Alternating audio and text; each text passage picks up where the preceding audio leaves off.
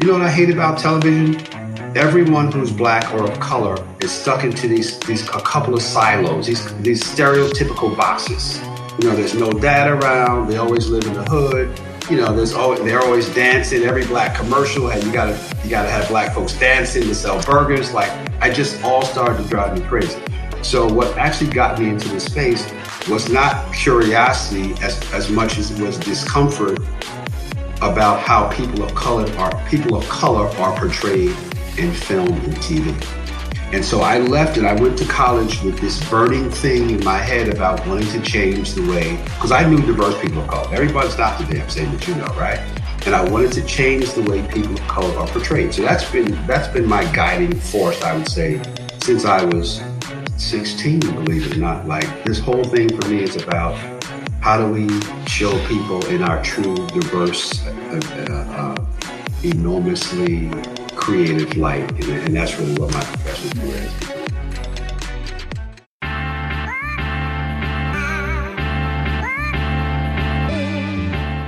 You're listening to Creative Breakthrough, the podcast that provides you with the strategies to elevate your creative passion to the next level.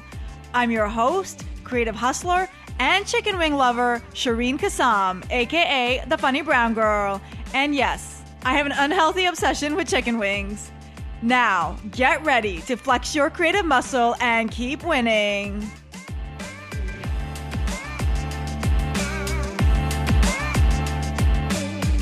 Hey, welcome back to another episode of the Creative Breakthrough Podcast. I'm your host, Shireen Kassam. If you're a new listener, thank you so much for joining us. If you're a repeat listener, I can't tell you how grateful I am that you guys come back week after week after week. I know right now is a very anxious time. I know we're a lot of us are not sure what's happening in the world and where we're going, and there's a lot of distress and there's a lot of anxiety. And if you're listening to this podcast in the future, it is March 2020 right now, and we are going through the global epidemic called COVID-19. And I'll just give you a quick update on what's going on here. I'm based in Orlando, Florida, in the United States.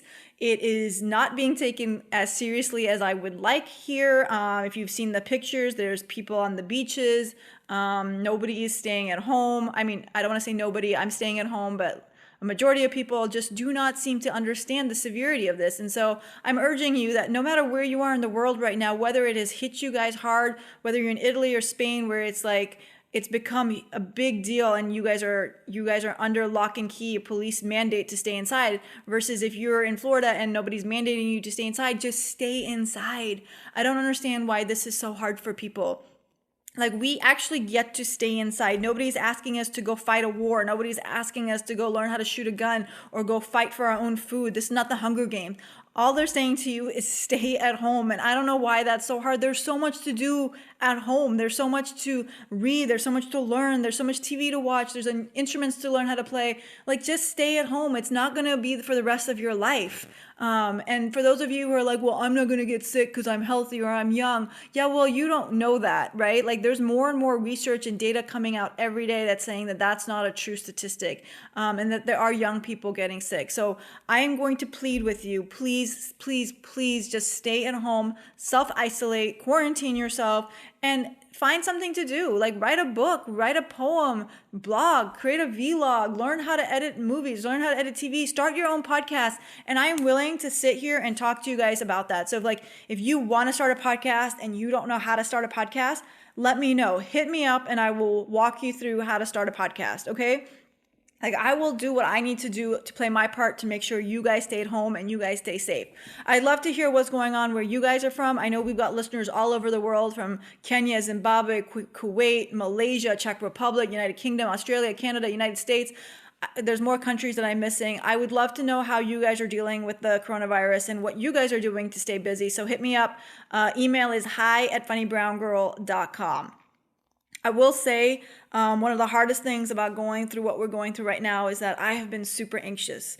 I find that I'm not super anxious about dying and that's really like far left field. I'm super anxious just about what's happening in the world and just watching that this virus is just taking anybody and everybody. Like, it's not taking people based on race, religion, income levels, but yet we're still divided on all of those things. Like in the United States, we're still divided, Republicans and Democrats. We're still divided between the rich and the poor, who gets tested, who doesn't get tested, who doesn't have money to pay rent next month, and who does have money to pay rent next month, who's hoarding all the groceries, who's not hoarding all the groceries. Like, we're still so divided, and we're not learning from this epidemic that we need to work together.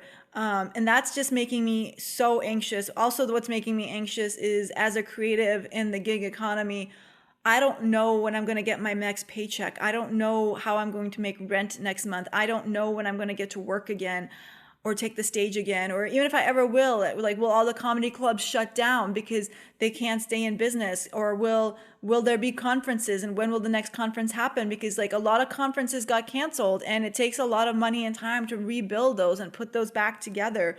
And within 48 hours last weekend, when all of this stuff started to come to a fold to fruition in the United States, within 48 hours, I lost $5,000 worth of gigs and of conferences and comedy shows. And so I've been super anxious, and it's definitely hindered my day-to-day life, because I'm not sure like what I should be doing. Like, I'm not sure how I should be moving forward with my life. And I can understand if a lot of you guys are in the same place, especially if you have families to feed and your children are home and you're trying to work and teach at the same time.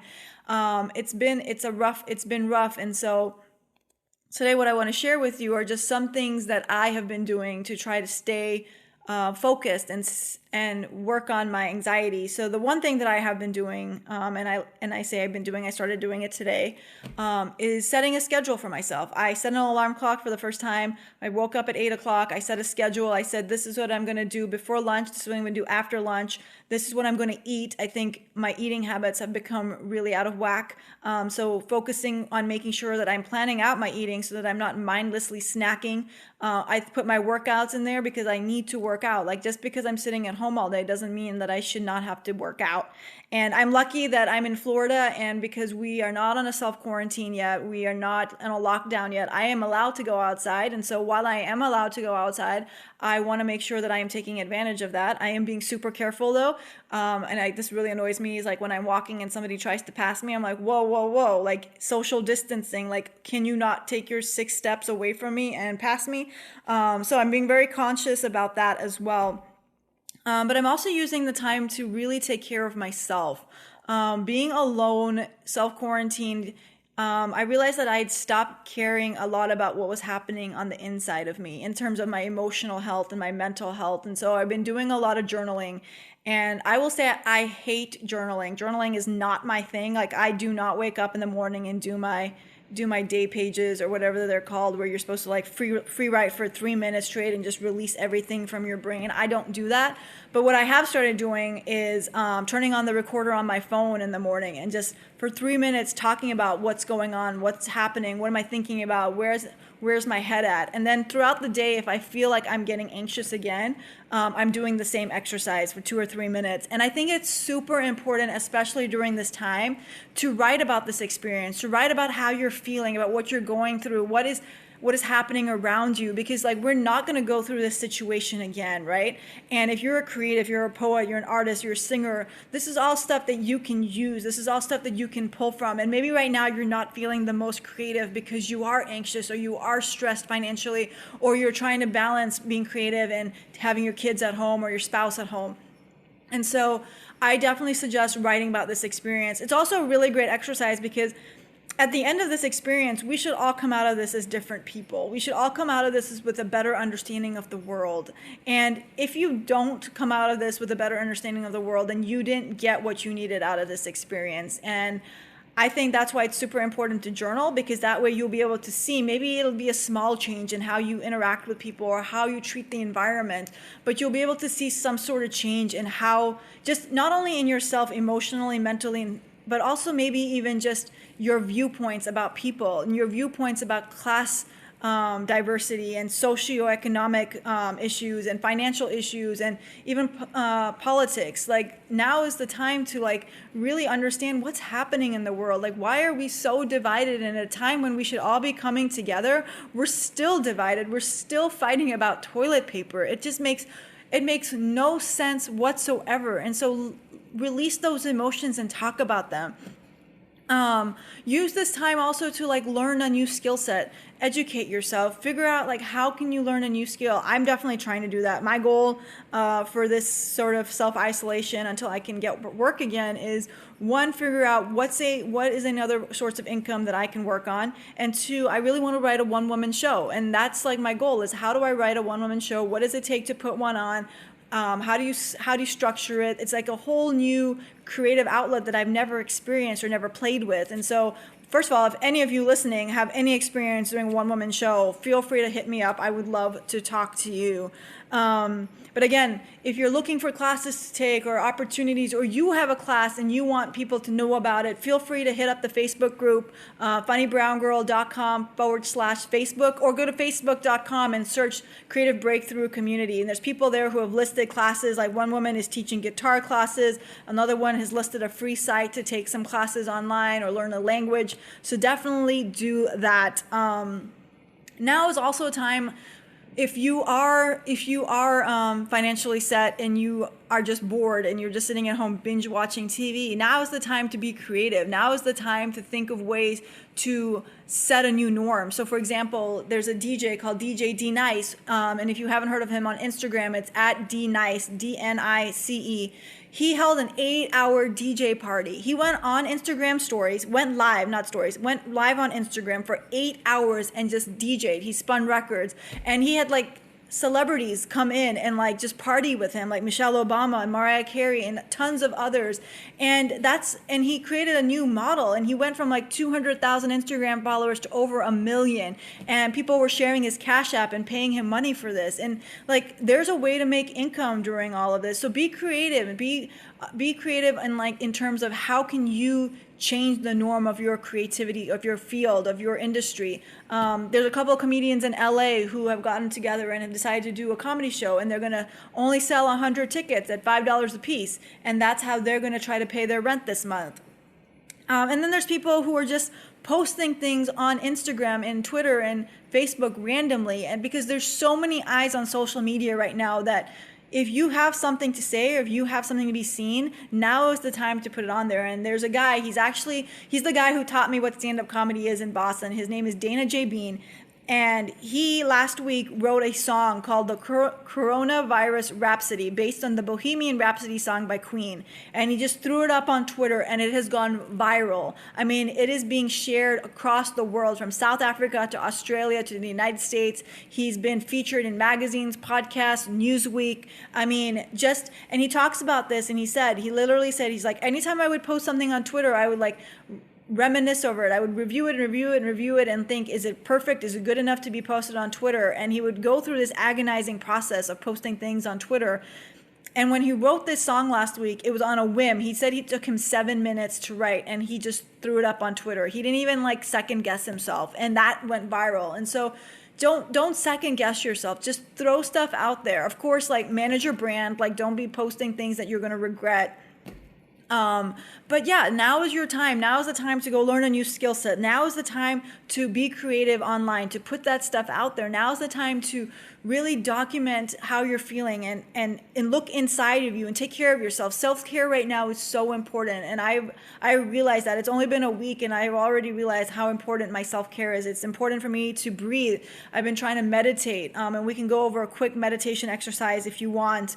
I've been learning how to just take time for myself and be with my thoughts and just slow down a little bit and understand like what's happening within me, because we're always so busy. We're always go. And then when we're stuck at home by ourselves, that's when our minds start to race. And so trying to figure out, okay, like, what is it that's bothering me? And what is it that I need to be working on? It's taking time for myself now that I'm not being pulled in so many different directions. Is taking that time to say, okay, I can now read this book, and I can take a bath, and I can just sit here with my eyes closed for a hot minute. And so really just use this time, because we may never get this opportunity again to just be alone or just be without distractions in our life. And so use this time, whether you are being a creative right now, or whether you're too anxious to be a creative, or whether you've got a lot of stress on your hands, or whether you're teaching your children, find that time to really look inside yourself and understand what can you get out of this experience. And you may not understand that until the experience is over, but at least document how you're feeling so that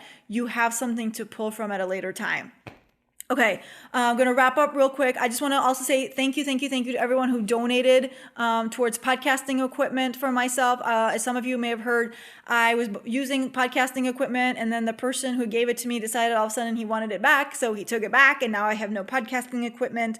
So I've been raising money from donations. So people who usually get a Starbucks coffee every day or order out lunch, now that you might have that disposable income because you can't go out and get that coffee every day, would love it if you could donate that to me. And it's a really simple way. You can use your credit card or PayPal and go to ko-fi.com/funnybrown girl. That's ko-fi.com/funnybrown girl. Again, that's ko-fi.com/funnybrown girl. If you donate $20, I will be more than happy to get on a 30-minute Skype call with you, or Google Hangouts, or even over email if you don't want to talk to me. And we can go over any creative questions or coaching you may have, and I will sit there and talk to you and help you kind of figure out your game plan. So super easy thing to do, and would love to chat with you. Okay. This week we have a super special guest. This guy, I owe him a lot about my career. I owe him so much. I mean, he gave me my first real break in comedy, and so I can't thank him enough. And his name is Jeff Friday, and he's the founder of the American Black Film Festival. I had the opportunity in 2017 to take part in the HBO Comedy Wings competition, and since then, I have been a huge advocate for American Black Comedy Festival. I think everybody who is a creative, whether you're African American or not, should attend this festival, should participate in this festival, and should be involved in this festival. Who is Jeff Friday? For those of you who don't know, words cannot describe him, but here is what he said he is, or sent me as his bio. Jeff Friday is one of the most innovative entrepreneurs in the film and television industry today. A successful producer, festival founder, film financier, champion of diversity, and mentor to many, Friday has established a unique legacy in Hollywood, generating a tremendous amount of goodwill within the creative and corporate communities. Jeff Friday currently serves as CEO of ABFF Ventures, LLC, a multifaceted company specializing in the production of live events, television, and film focused on African American culture. So, what are we waiting for? Let's get started. Welcome to the guest chair, Jeff. Thank you. It's great to be here. Thank you. Thank you so much for making the time too. I know it's been a minute since we last met or talked, so I appreciate you making the time. I was wondering where you were. I hadn't seen you in like 2 years. I figured you, I don't know. I knew you were doing well, but it's good to see you. Good to see you doing some things out of the comedy space. Yes. Well, they say you got to diversify, so. You have to eat, for sure. But I will be at ABFF this year, for sure. Love it. 24th anniversary. Oh, yeah. Wow. Yeah, impressive. Yeah, it's crazy, right? That is impressive. Yeah. So I want to ask you before we jump in, when did your creative journey begin? That's an interesting question because I don't have the answer. My creative curiosity started when I was like 12 years old. So where are you from originally? Originally from Kenya. From Kenya. Okay, so I grew up in New York, and my mother was a school teacher by day, and she went to graduate school to get her master's at night. And this is back in the late 70s, early 80s. And she used to always say, watch television shows. Like this is real old school, like the Jeffersons and shows like that, and Good Time. Do you even know what I'm talking about? Yes, of course. Okay. Like Good Times. These are like all these shows, right? And these happen to all be Norman Lear shows, which is kind of I'll get back to that, right? And so who Norman Lear is. And so there were these shows on television. My mom would say before she left for grad school, she would say, watch these shows because these are my favorite shows, and when I get home tonight, I want you to tell me what happened. And for the life of me, I thought my mother loved television. And on my 16th birthday, she said, I have a confession to make. And I said, what's that? She says, I don't really love TV. I asked you to watch shows to keep you in the house at night so you would stay out of trouble. So my mother made me a television critic, which is the craziest thing you ever heard, right? So she forced me into this space where I watched TV every night after my homework so I could report to her what happened on the good times that she had no interest in at all.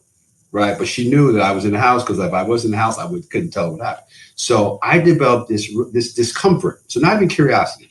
I developed a discomfort for for portrayals of people of color on television. And my discomfort was primarily centered around the African American experience, because that's what I am and that's what my direct experience is. But my question to my mom was, you know what I hate about television? Everyone who's black or of color is stuck into these a couple of silos, these stereotypical boxes. You know, there's no dad around. They always live in the hood. You know, they're always dancing. Every black commercial, hey, you gotta have black folks dancing to sell burgers. Like, I just all started to drive me crazy. So what actually got me into this space was not curiosity as much as it was discomfort about how people of color are portrayed in film and TV. And so I left and I went to college with this burning thing in my head about wanting to change the way, because I knew diverse people of color. Everybody's not the damn same, as you know, right? And I wanted to change the way people of color are portrayed. So that's been my guiding force, I would say, since I was 16, believe it or not. Like, this whole thing for me is about how do we show people in our true, diverse, enormously creative light. And that's really what my professional career has become about. That's awesome. Mm-hmm.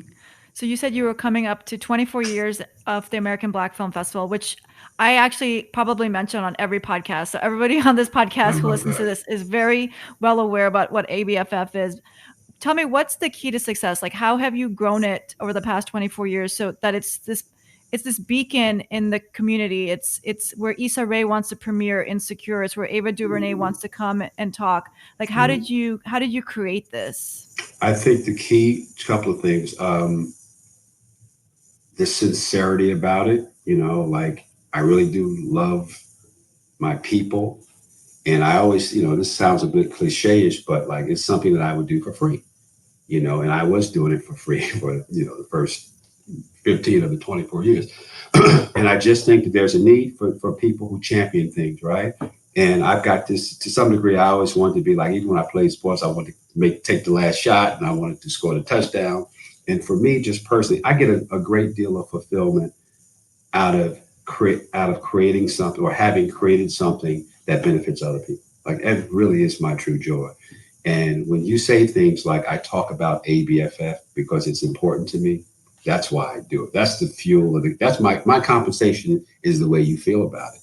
And I've been, in that regard, I've been handsomely compensated because people come to ABFF, they get it, they dial in, they leave their attitudes and the Hollywood stuff, and everybody's really about everyone else. And it's really hard to create an environment where people come with open arms and open minds, you know, and want to help people. So it's just been the spirit. I think we've just been divinely protected, because honestly, there were some years during, you know, back in the 2008 and 9 where there were no sponsors and I had to do some things I ain't so proud of to keep it going, you know.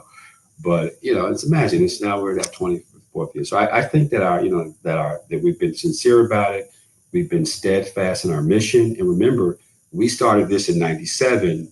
Diversity is really popular now, but in 1997, trust me, no one was checking for what we were doing. No one, no, very few people were, and very few companies were. HBO, as you were involved in the HBO short film comedy wings, right? HBO has been on board with us since the very first day, and I really like to, you know, give them a lot of credit for that, because we had trouble finding support in the 90s. It was ugly. And now diversity is a buzzword, and diversity is good business. And so now it's a little bit easier than it was. And now we go, we told you so. We told you this was important, but you know, and we all knew what the deal was.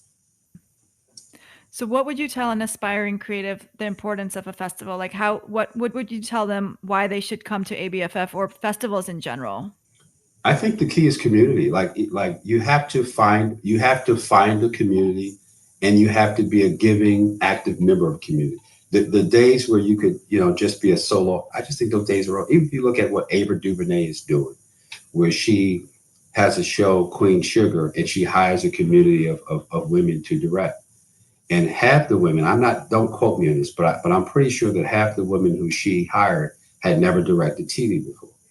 And the key to this business is, what have you done for me lately, right? And so if she gives you her first, like getting your first shot is the key to this whole thing.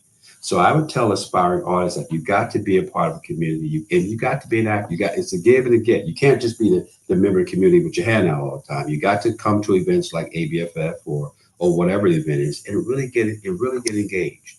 I also think people underestimate the importance of networking. So I have young filmmakers sometimes will say to me, "Well, I didn't come because I didn't have a project." Right? Well, I thought you were coming. Oh, yeah, I was going to come, but I didn't have my project. And I always say, that's the reason you should have come, because you didn't have your project. Because the way that you get to your project is to immerse yourself in an environment, in the community of people who want to help you see your project made. So the people who say I didn't come because I didn't have a project are really misguided to me. You know, if you don't have a project, you got to be there one way or another. If you can't afford, it's a different conversation. But I just think strength of community is really, really important, and having a network. Mm-hmm. That's been our secret, anyway. No, and I think it's totally true. Like coming into ABFF, I didn't know anybody, and leaving ABFF, I feel like I made a family. Like I can pick up the phone and call any of the competitors that were a part of the comedy competition, or a lot of the people who were on the panels, and half of them have been on this podcast. So it's just amazing, like what you get out. Cool. What it was like 4 days or 5, not even 4 days, right? The festival. Well, four and a half days. 4.5 days, right? Cool. The other thing that I think really important is so we bring in big companies. So the thing that you might have noticed, if you look at the website and see the logos, like I force all the companies to come, even like, so now we've got Netflix and NBC Universal and ABC. So where else can you get in front of executives from almost every company? And next year, coming up in June, our next festival, it's going to be even more than that. So imagine, our model is bring independent artists from around the world. We had people from 17 countries outside the United States this year. A lot of Africans came this year, which is crazy. and bring people from around the world who are interested in film and TV, and then bring all the companies, and we get the companies engaged. So if you notice, the companies don't just write checks. It's not like just logos. They put on panels and master classes and seminars, and Warner did a big thing about pitching for TV last year. So there's this amazing level of engagement around helping people. Again, it's that's really the model, like collaboration and really community are the two the two secret ingredients on our end. Cool. So when I was there, and I mean, every year there's tons of different competitions happening, and there's a lot of talent that comes out there. What would you say is a common thread that you see in competitors or in the talent that comes to ABFF? I think the talent universally is ready to work. If I look at the HBO short film competition, you say hi to Rocky.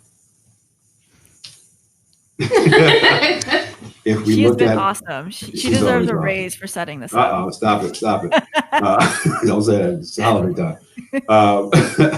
If we look at the HBO short film competition, the comedy wing competition, the Turner writing competition, the ABC acting competition, there are a lot of people that are ready to work.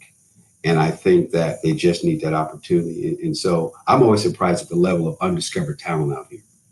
And sometimes people come to me and say, where do you get these? And I say, these people are out here. They just need some place to invite them to perform. There are a lot of talented people in the world who no one knows about. And I think as a person who loves culture, I'm more interested in the person that I don't know than the person that like, for example, Kevin Hart was in the same competition that you were in.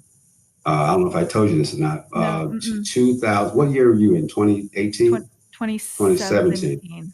Okay, so 13 years before you, there's this guy named Kevin Hart was in the same competition that you're in, on that same stage, believe it or not, in Miami. That's actually where I met him, and he didn't even win, but he won, right? He wasn't the winner that night, but he clearly, was on his path. And people like, I don't know if you should know JB Smoove, and Earthquake, and a lot of the comedians that are now working that have been household names have been involved with the show for a very long. Cedric the Entertainer, way back in Acapulco days. Okay. And so there's been a long, Amari Hardwick, who's a star of Power, as you know, won our Emerging Actor Award. That's how I met him. I met him in like 2005. Okay. And we had an acting, like emerging, kind of like the acting version of what you're in. And Amari won. And I met him. Hey, and we became, so now like my younger brother now. But I mean, Kerry Washington's first movie was at ABFF in 2004 or 5. She was a new actress, like indie. She did her movies called Lift. It was an indie film about these college kids who were pickpockets or something like that. It was a really great movie. That was her first feature. Hey, it's me, Shireen. Sorry to interrupt. Creative Breakthrough listeners, are you enjoying this episode? If so, I have a quick favor. Could you leave us a review, whether on Apple, SoundCloud, or whatever platform you're listening from? It's a great way to pay it forward and let other creatives know about the show. Thank you so much. I appreciate it. Okay, I'll get back to the original interview now. Thanks. Bye. Wow. And I met, so it's been like, that's been the experience. Like everyone, Anthony Anderson for Blackish, it's just been that kind of thing year after year. Issa, as you said, Issa Rae, her web series premiered at ABFF in like 2014 or 15. Okay. Ryan Coogler, everybody knows about Ryan Coogler. He won our Best Director Award in 2014. So imagine like having 24 years of this. Yeah. Awesome. just watching people just come through and just blow up. It's been amazing. Well, it's good to hear about Kevin Hart. That means I've got 13 years still to make. You got 13 years to make. But so he performed was great. I forgot who won, but kind of doesn't matter. But he performed was fantastic. And he was new. He had been doing like comedy clubs and stuff, but he wasn't, no one knew who he was yet. And he figured it out. So that's awesome. Yeah, really cool. And do you feel like people like Kevin Hart and all the names you mentioned, how important is it that they come back then and give back to the community? Like, do you find that they do?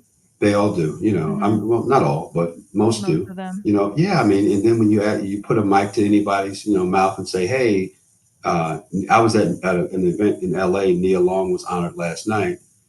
And Nia's one of the original, I hate to say celebrities, but the original people who were there with me the first year in 1997.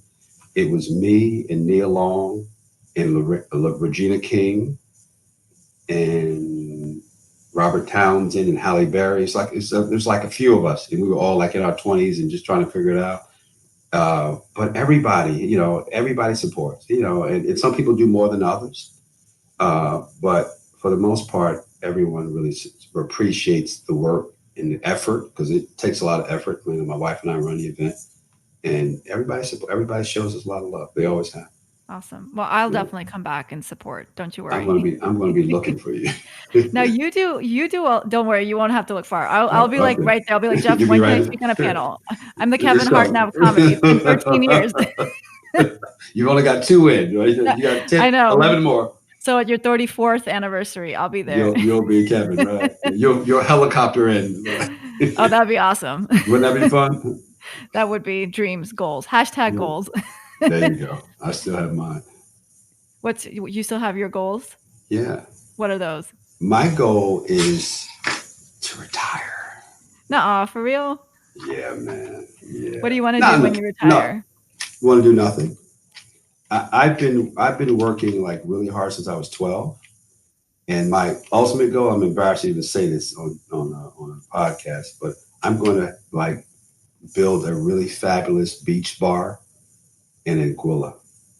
And I want to have this really cool, like a beach bar like you've seen like a beach bar, like a little hut, but I'm going to have a beach bar like you've never seen.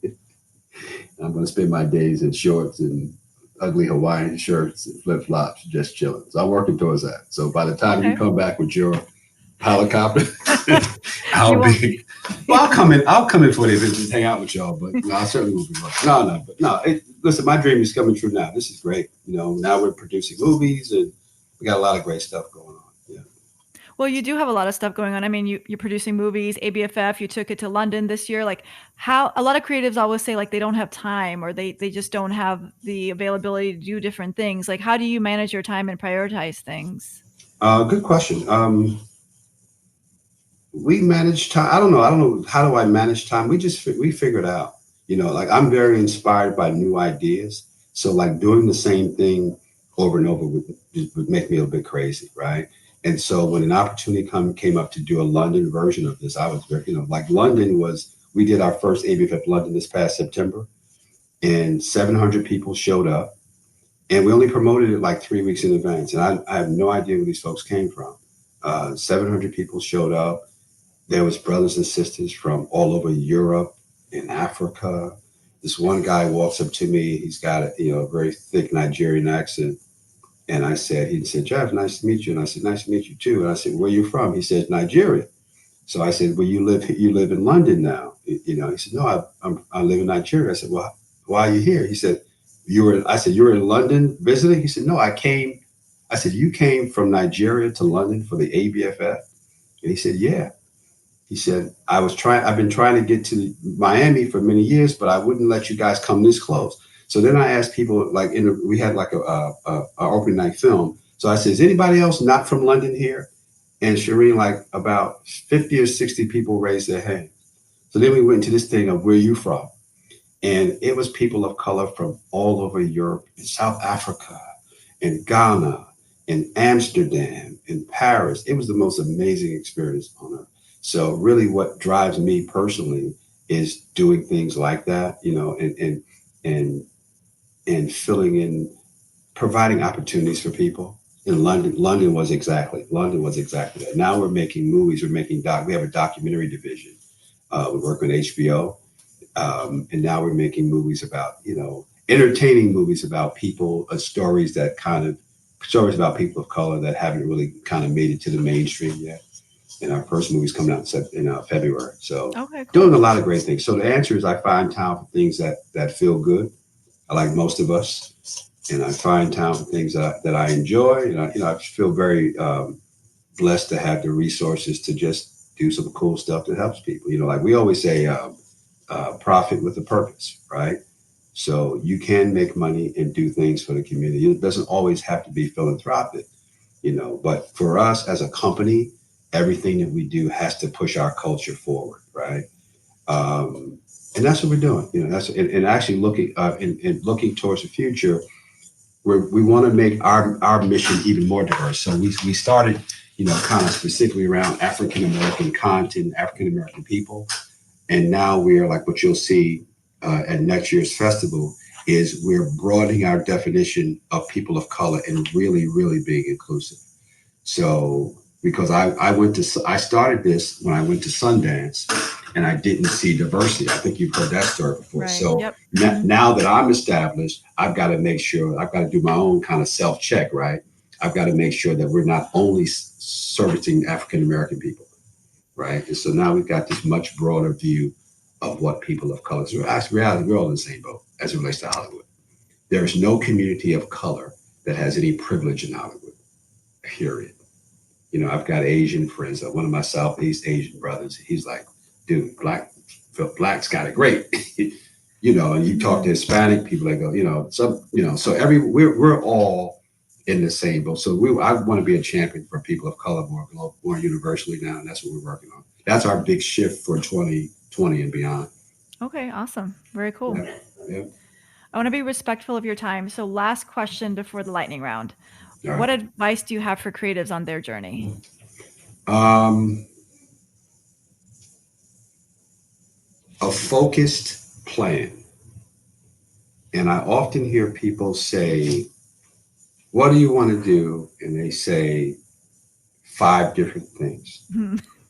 And I say, now this is interesting kind of nuance, because you want to have multiple hustles, because yes, you want to be if you're funny, you want to be a comedian, but you also want to be a podcast host and a writer.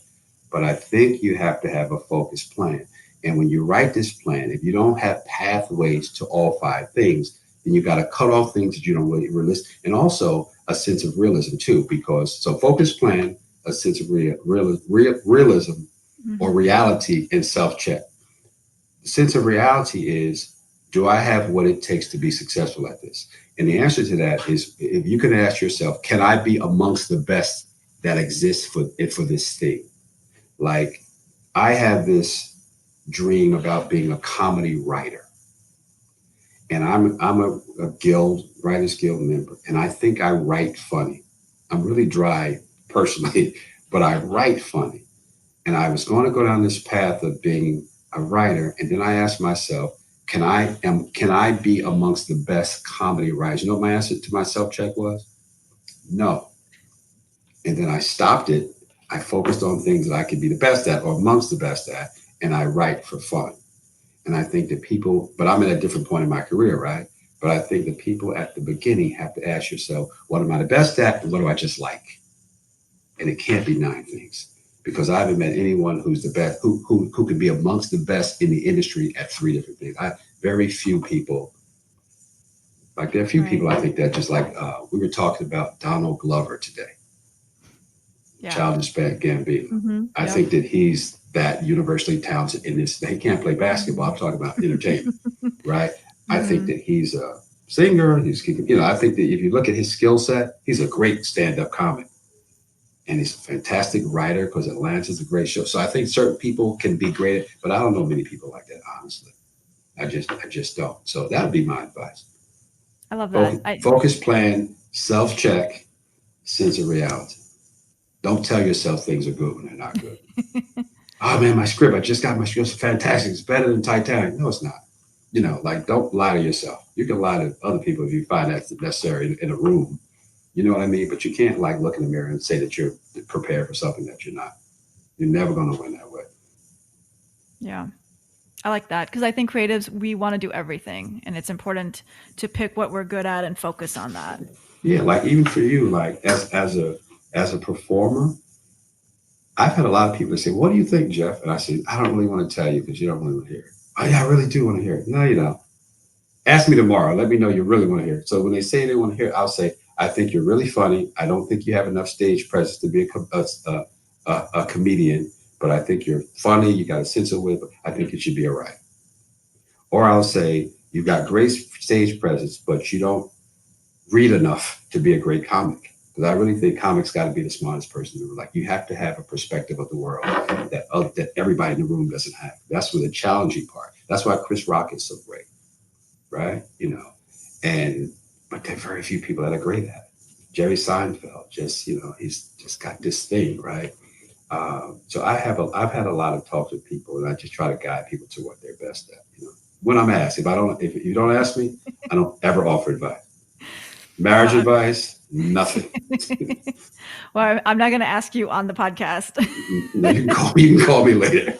Okay. Call me tomorrow. Think about it overnight and call me tomorrow. Oh no, I'll call you. I'll ask you. I'm not going to do. I don't need a career coaching on the podcast. Right. Not for that. Right. I'm confident enough, but not that confident. No, I think you're fantastic, by the way. But we'll just leave it there. Okay.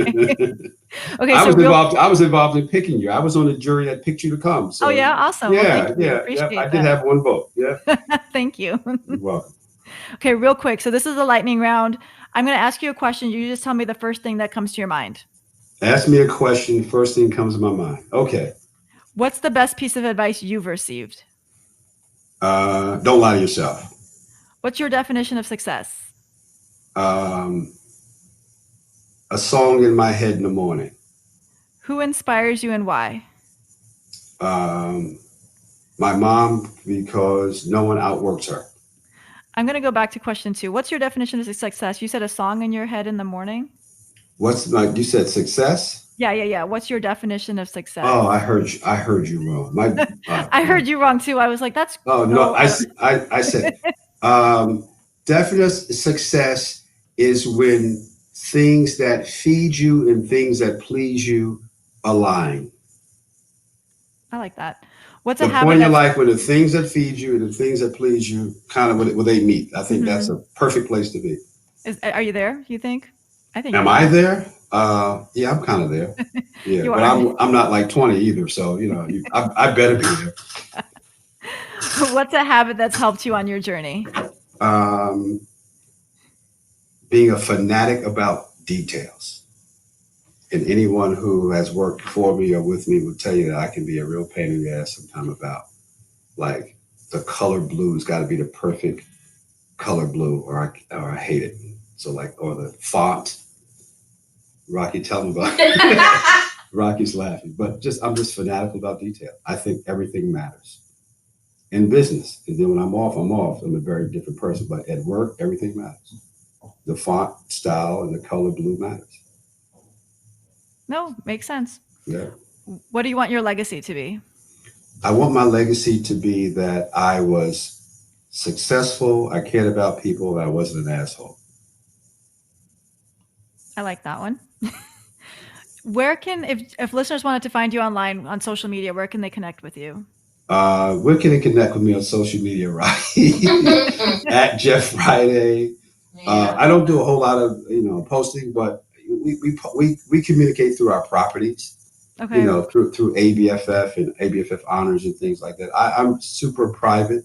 The one kind of odd thing about me is I'm insanely private too. So I'm uncomfortable sharing too much about because I don't really think that people really give a damn. And I also think there's a real dishonesty. You didn't ask me this, but I want to add this. Mm-hmm, sure. I think there's a real dishonesty about posting your happy days and not posting the sad ones. And when I see people just, I'm in Bali, okay, but I just think that's kind of lying when you just kind of post all the good stuff about you and you don't. And then when something happens, then you delete your account when your husband cheats on you or something. So I just think that if you're gonna give it to me all the time. Authenticity is really important to me, and I just I don't want to see you tripped about it. Really, I'm just not my thing. So totally understandable. Yeah. Totally respect that. Yeah. Well, thank you so much for your time. Thank you for joining us today, Jeff. You're very welcome. I'll see you soon, hopefully. Yeah, you will. I don't think I'm traveling. No, I will definitely. Rocky, you have my put it number. on the calendar right now. I don't have your number. Rocky give you my cell number. Is it gonna make me post on social media or not post on social media? I'm not telling. It'll make you post. You don't remember my set, do you?